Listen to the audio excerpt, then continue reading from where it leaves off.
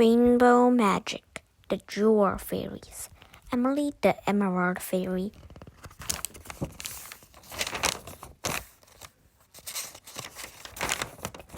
The Fairyland Palace, Adventure Playground, Tippington Manor, the Tar Toy Store, Fountain, Tippington Town, Twisty Tree, Pegasus, Rachel's House, Buttercup Farm, Cherry War Village, Jack Frost's Ice Castle, Chestnut Tree, Scarecrow.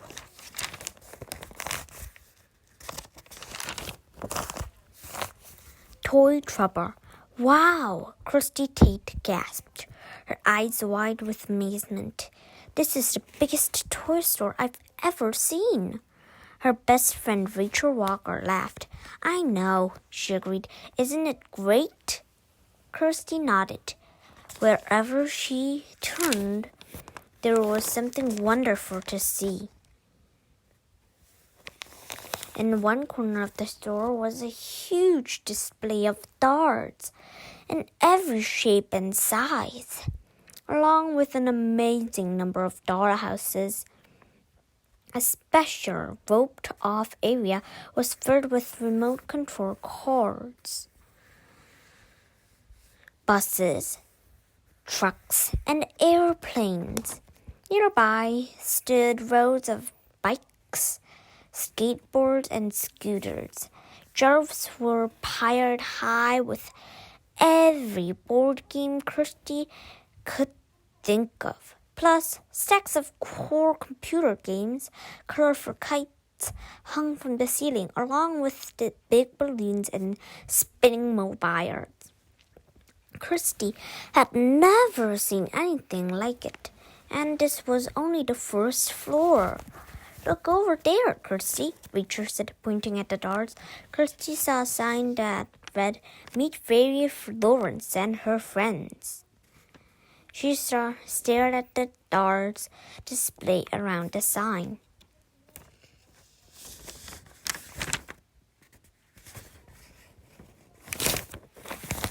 Fairy Florence wore a long pink dress. She looked boring and old-fashioned. Kirsty and Rachel glanced at each other and burst out laughing. Fairy Florence doesn't look like a real fairy at all, Rachel whispered, and Kirsty nodded. Rachel and Kirsty knew what real fairies looked like because they'd met them many times. The two girls had often visited Fairyland to help their fairy friends when they were in trouble. The problem were usually caused by icy Jack Frost. He was always making trouble with the help of his mean goblins. Just a few days earlier, King Oberon and Queen Titania had asked Rachel and Kirsty to help them. Jack Frost had stolen the 7 magic jewels from the Queen's crown.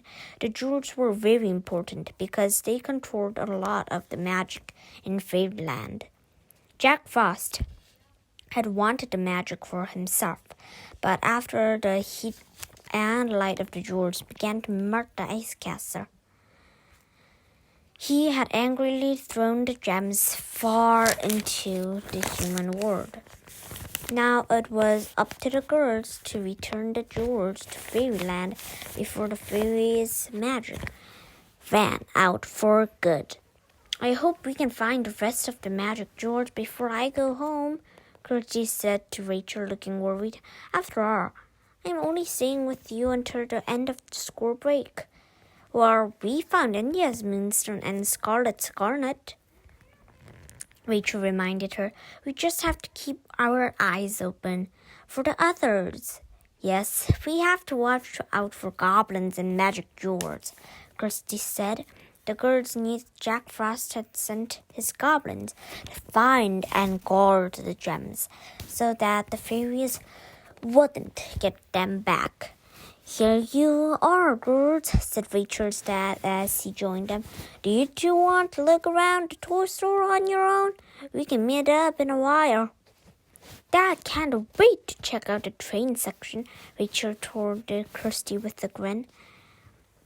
It's his favorite part of the store. Mr. Walker laughed. But today I have the perfect excuse, he said. I'm buying something for my godson, Mark. It's his birthday soon, and he loves trains. Toot toot! The sudden sound of a whistle made Kirsty jump. Watch out, Kirsty, Rachel cried with a smile. There's a train coming. Kirsty looked up. For the first time, she noticed that the train track had ran around the store above their heads. It waved its way in and out of the displays. A toy train was whizzing along the tracks toward them, blowing its whistles. Isn't it fun? Mr. Walker asked, beaming as the train sped by. I'll see you two later. Meet me at the front entrance in half an hour. Okay, Rachel replied. She grinned at Kirsty. Come on, let's take a look around.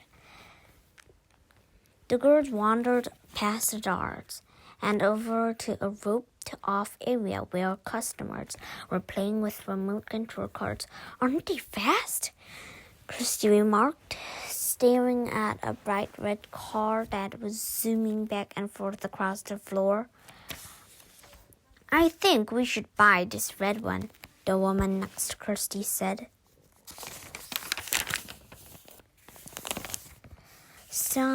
Turning to her husband with a smile.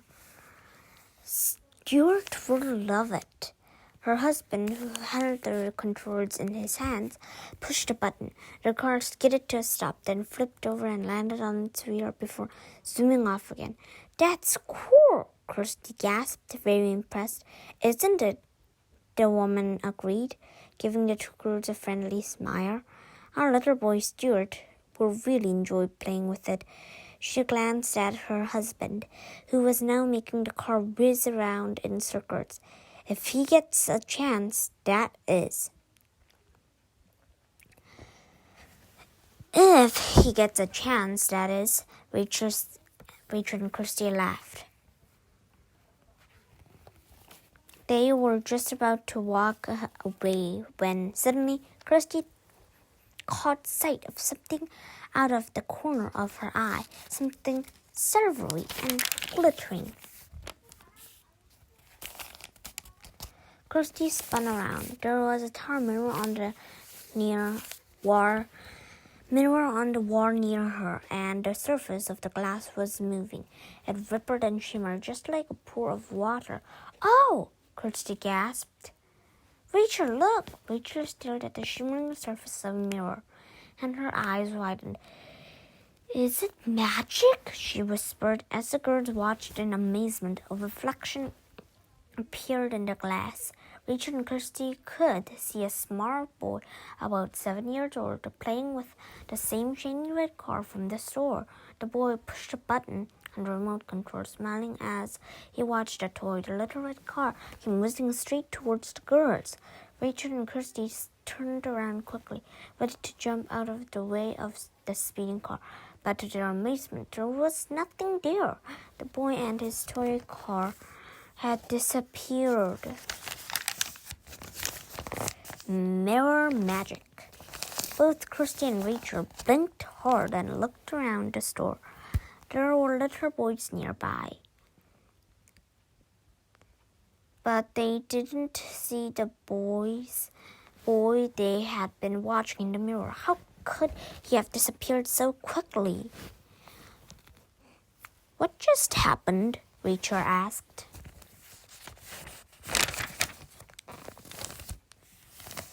Rubbing her eyes.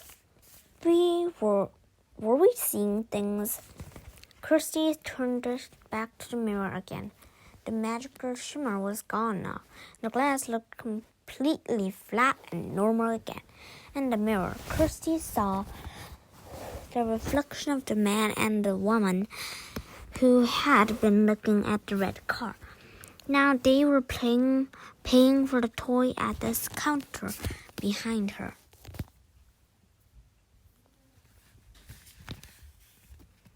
But the boy looked so real, she said to Rachel. It must be fairy magic, Rachel whispered as they walked away. But what does it mean? I don't know, Kirsty replied. Maybe we'll find out soon.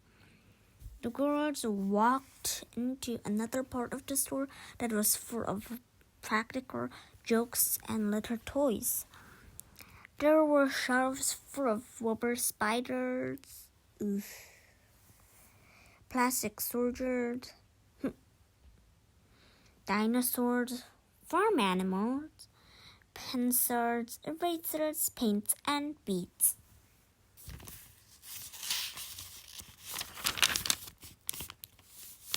Mom! A little girl ran down the aisle toward Rachel and Kirsty. She looked very excited and was waving a large plastic bottle of bubble mixture in her hand. Mom, where are you? I want this one. It says it blows the biggest bubble in the whole world. But as the little girl passed Rachel and Kirsty, the bottle slipped from her fingers. It crashed to the floor and cracked open. Frothy bubble mix spurted out. Oh! The little girl gasped and burst into tears. It's okay, don't cry, Kirsty said quickly. It was an accident. Just then, the little girl's mom hurried toward them, followed by a salesperson. Oh, Katie, the woman said, giving her daughter a hug. Don't worry, I'll buy you another one. And we'll get that cleaned up right away, said the sales clerk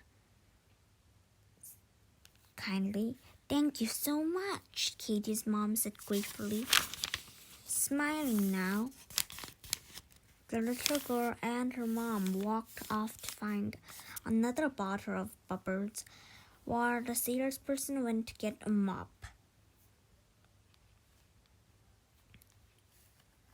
Should we go look at the dollhouses?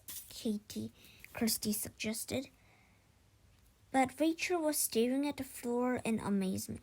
Kirsty, look at that, she whispered, clutching her friend's arm.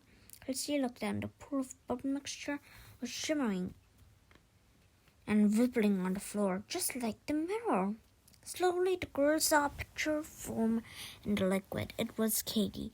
She seemed to be playing happily in a sunny garden, blowing big, beautiful bubbles. This has to be fairy magic, Rachel said as the picture faded. I think we are in the future. We saw Katie playing with her bubble at home, and the little boy with the red car must have been Stuart.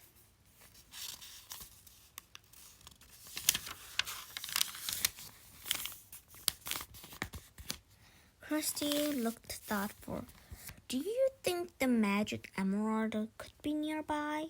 She asked. That's the jewels that controls seeing magic. Rachel nodded. I think you're right, she began. Toot toot. The girls glanced up to see the store's little train chugging along its tracks, just above their heads. But as it came closer, Rachel stared. There's something sparkling in front of the car of the train. In the first car of the train, she pointed out. Kirsty peered hard at the train and suddenly realized what Rachel had seen. It's Emily, the Emerald Fairy, she gasped happily. A goblin drops by. Emily was leaning out of the train and waving her sparkly emerald green wand at Rachel and Kirsty. As the train came closer to the girls, Emily fluttered out and landed on Rachel's shoulder. She wore a short green dress and ballet slippers in exactly the same color. Long, shiny red hair tumbled down her back. It was held away from her face by a dazzling emerald clip in the shape of the dragonfly. At last, Emily beamed, her green eyes sparkling. I'm so happy to see you. I've been looking for you everywhere. And we're happy to see you, Kirsty replied. Some really strange things have been happening around here. Let's go over behind that display rack, said Rachel quickly, looking around to make sure that nobody was watching. "We have lots to tell you, Emily." When they were safely hidden from the other customers, the girls told Emily about the pictures they'd seen in the mirror and the bubble mixture. Emily nodded. "That's seeing magic," she told them. "It means my emerald is nearby." "We'll help you look for it," said Kirsty, "but there are lots of places it could be," Rachel added, frowning as she looked around the enormous store. "And there are lots of places for goblins to hide too," Emily pointed out. She fluttered down and slipped into Rachel's pocket. "We need to be careful." The two girls walked into the middle of the store and began to wander through the aisles. Emily peeked out of Rachel's pocket. Suddenly, Rachel grabbed Christy's arm. "What's that green sparkle over there?" she asked excitedly. "Where?" Kirsty asked. "In the dollar section," Rachel replied, pointing, her heart pounding.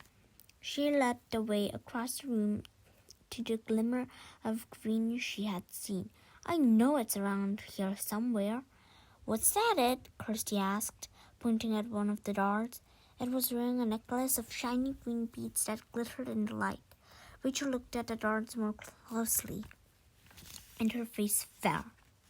"Yes, I think it was," she said, sighing. "Don't worry," said Emily, popping her head out of Rachel's pocket. "Yes, I think it was," she said, sighing. "Don't worry," said Emily, popping her head out of Rachel's pocket. "I'm sure we'll find it if we keep looking." The girls walked around the store, searching through the toys. They still didn't see any sign of the magic emerald. "There's a green glow over there," Emily said suddenly. "What is it?" "There's a green glow over there," Emily said suddenly. "What is it?" The girls rushed over to take a look, but they were disappointed to find that the green light was coming from a computer game. "I really don't think the emerald is anywhere down here," said Rachel, shaking her head. Kirsty glanced upward. "What about the next floor up?" she suggested. The girls and Emily took the elevator up to the next floor. It was much quieter there. There were hardly any customers around, and the only sales clerk in sight was busy with the paperwork behind the counter. "My emerald must be here somewhere," Emily whispered as the girls walked out of the elevator. "It's not far away. I can feel it." Kirsty blinked. Was that a green sparkle she just spotted? Or was she imagining things?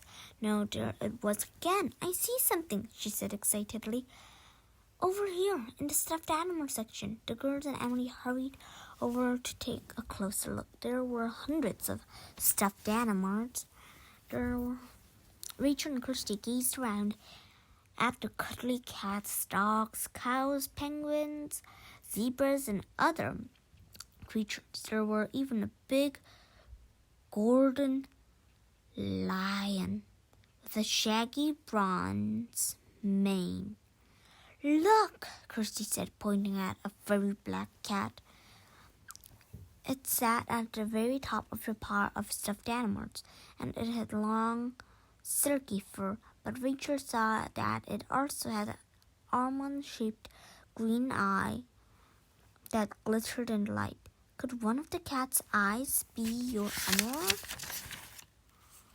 Emily asked Rachel, looking up at the toy. "Let me see," Emily replied. She fluttered out of Rachel's pocket and flew up to the cat, looking closely at its eyes. After a moment, she let out a tiny squeal of delight and pointed to the cat's right eyes. "This is my emerald," she cried.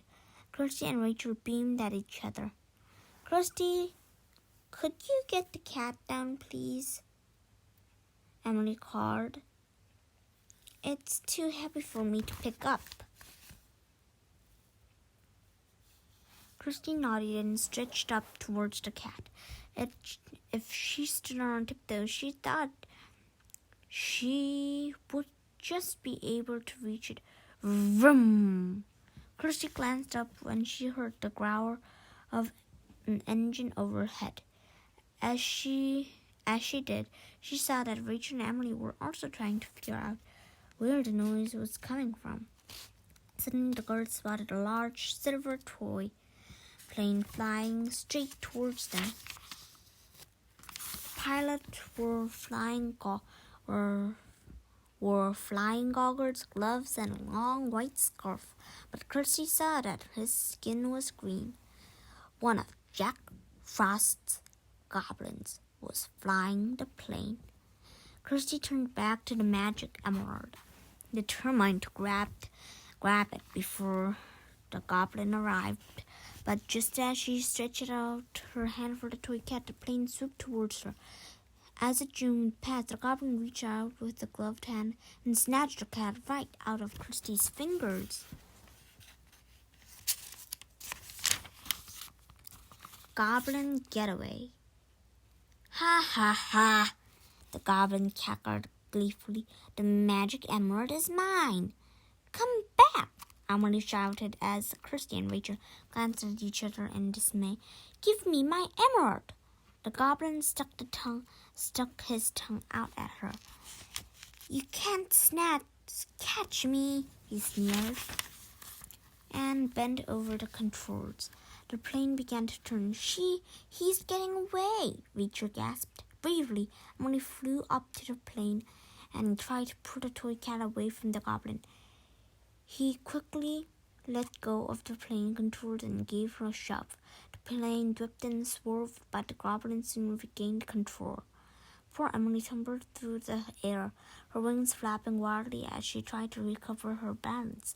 Luckily, she landed gently on a pile of stuffed animals below. Rachel turned to Kirsty. Quick, she cried. You go make sure Emily is okay, and I'll try to stop the goblin from getting away. Kirsty nodded. Emily, she called as she rushed to help the little fairy. Are you all right? I'm fine, Emily panted, struggling to stand on the trunk of a cuddly pink elephant. But please don't let that goblin escape with my emerald.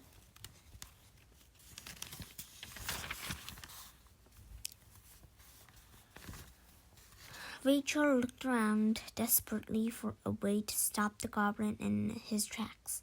His plane was heading towards the elevator, and if he made it inside, Rachel thought they might never get the emerald back. Suddenly, she spotted a huge bunch of helium balloons tied to one of the displays in the goblin's path. She raced over and untied the knots as quickly as she could. Just as the goblin flew overhead, Rachel let go of the balloons. They immediately soared upward, surrounding the plane on all sides. Hey, what's going on? Rachel heard the goblin splutter. I can't see anything. Rachel looked up. The goblin was trying to swat the balloons away, but to do that he had to let go of the controls. The goblins were trying to swat the balloons away, but to do that, he had to let go of the controls. The plane dipped forward and nosedived. Harp! The goblin roared.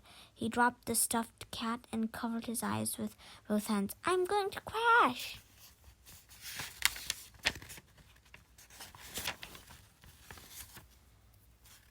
The plane and the black cat both crashed, landed in a pile of teddy bears, and disappeared. Rachel and Kirsty and Emily rushed over. Just then, the goblin began to climb out of heaps of toys, muttering under his breath.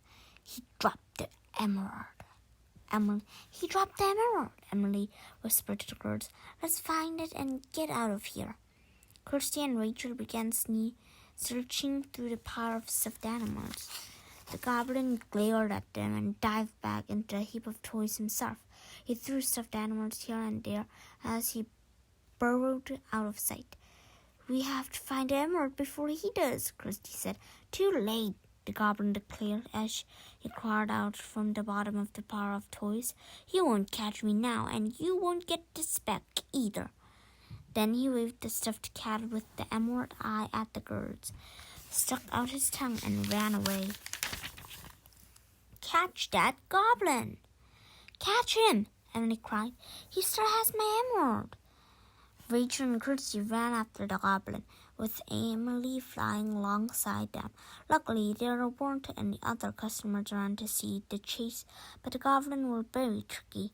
He dodged back and forth, disappearing behind displays. He always managed to stay one step ahead of the girls. Kirsty slowed down and looked around. "Where did he go now?" he asked. The goblin was nowhere to be seen. "He was here a minute ago," Rachel said, confused. "He couldn't have just disappeared." "There he is," Emily shouted, pointing with her sparkly wand. The girls turned and saw the goblin running towards the stairs as fast as he could. The toy cat bobbled up and down in his arms. "Don't let him get away," Rachel gasped, sprinting after the goblin. The sudden sound of footsteps coming up the stairs made the goblin skid to stop. Realizing that the stairs were blocked, he frantically looked around for another way to escape. Then he ducked behind some shelves stacked with toy cars and trucks. The girls and Emily followed. They raced down the one aisle just in time to see the goblin turn the corner into the next. "I think we're catching up," said Kirsty. "Keep going." Rachel and Kirsty dashed around the corner and almost tripped. The goblin was pulling boxes of toys off the shelves and throwing them in the girls' path. "Wait a minute, girls," Emily called as the goblin ran off again, cackling with glee.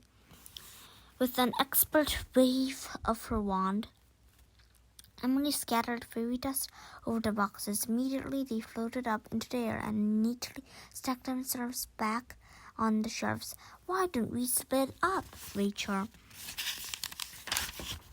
whispered to Kirsty and Emily. "Then maybe we can trap him." "Good idea," Kirsty agreed. At the end of the aisle, Kirsty and Emily went left. Rachel went right. The goblin had disappeared again, but as Rachel ran between the shelves of toys, she saw him dash across the aisle right in front of her. "Got you!" she panted, reaching out and grab him by the shoulder, but the goblin was too quick for her. He snatched a blue skateboard from a nearby shelf, flung it to the floor, and jumped on. Rachel's fingers clutched at thin hair as the goblin rolled across the polished floor. "You almost had him, Rachel," Emily shouted, flying over to her. "Look," Kirsty gasped, rushing to join her friends. "He's headed for the elevator." The elevator doors stood open, waiting for passengers to enter. The skateboard was zooming right toward them. The goblin glanced back at the girls with a smug smile, waving the toy cat triumphantly. "Oh no, we'll never catch him now," wailed Emily. But Kirsty wasn't going to give up yet. She looked at the toy on the shelf around her, searching for anything that might stop the goblin. Her gaze fell on the stack of brightly painted boomerangs. "Emily, can you use your magic to help me?" she asked, grabbing one of the top of the pile. Emily nodded and lifted her wand. Kirsty aimed the boomerang at the toy cat and the goblin's hand and threw it. The boomerang whistled through the air, but as it got closer to the goblin, it started to drift off course. Rachel bit her lip. It looked like the goblin was going to get away with the emerald after all, no matter how hard they tried to stop him. But Emily waved her wand, and a cloud of sparkling fairy dust shot after the boomerang As soon as the fairy magic touched the toy, the boomerang swerved back on course. It flew straight towards the goblin like an arrow. The friends watched as the boomerang spun through the air and knocked the toy cat right out of the goblin's hands. The cat fell to the floor, but the skateboard kept going. The goblin let out a howl. He had lost the magic emerald. Going up. Pesky fairy magic, the goblin shouted. But there was nothing he could do. The skateboard was zooming along too fast for him to jump off. He glanced over his shoulder just as Kirsty and Rachel ran forward and picked up the toy cat. "Give that back!" yelled the goblin. As the skateboard headed towards the elevator. "You must be joking," Rachel laughed. "Shouldn't you watch where you're going?" called Kirsty. The skateboard whizzed through the open doors of the elevator and crashed into the back wall. The goblin fell on the door in a heap. He staggered to his feet unhurt, but he looked very angry. He made a rush for the elevator doors, but they slammed shut. He was trapped inside. Ting! The elevator began to move upward. "Goodbye, Goblin," Emily called.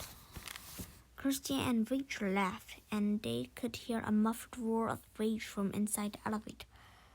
"Girls, you've done it again," Emily cried, fluttering down to sit on Kirsty's shoulders. "How can I ever thank you? We're just glad we got your emerald back," replied Kirsty, holding up the stuffed black cat. The beautiful magic emerald winked and sparkled at them.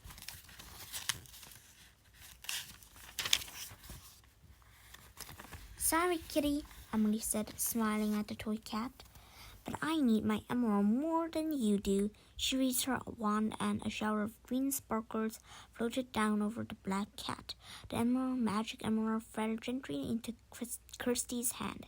A new green eye appeared in its place. "Now it's back to fairyland for you," Emily added, touching her wand to the jewel. "Queen Titania and Queen Oberon will be very happy to see you." A fountain of sparkling green fairy dust shot up from the jewel. The emerald vanished from Kirsty's hand. "Rachel, we'd better go down and meet your dad," Kirsty said, looking at her watch. "I think we are used to stairs," Rachel agreed, laughing. "Thank you for your help, girls," Emily said in her pretty voice. "Every jewel you find brings us one step closer to returning to George's magic fairyland." She waved her wand goodbye and good luck. Then she disappeared in a flash of fairy dust. Rachel and Kirsty grinned at each other and hurried downstairs. Rachel's dad was waiting by the store's main entrance, carrying lots of shopping bags. "Ah, there you are, girls," he said with a grin. "Will you give me a hand with these?" He handed each of them a bag. Lucky Mark, said Rachel, taking a peek inside. "He's going to get lots of presents for his birthday." Her dad looked embarrassed. "Well, some of these things are for me, actually," he said. I'm thinking of putting a toy train track in the attic." Rachel laughed. "That sounds like a great idea, Dad." "That was quite an adventure," Kirsty whispered to Rachel as they followed Mr. Walker out of the store. Rachel nodded. Then she grinned and gestured towards her dad, who was marching happily down the street with his bags, eagerly planning his plans for the train track in the attic. "From the sound of it, our next adventure is going to involve trains, not fairies," she said, laughing. Somehow, both girls knew that wasn't true. They'd surely see their fairy friends again soon. The end of Rainbow Magic, The Jewel Fairies, Emily the Emerald Fairy.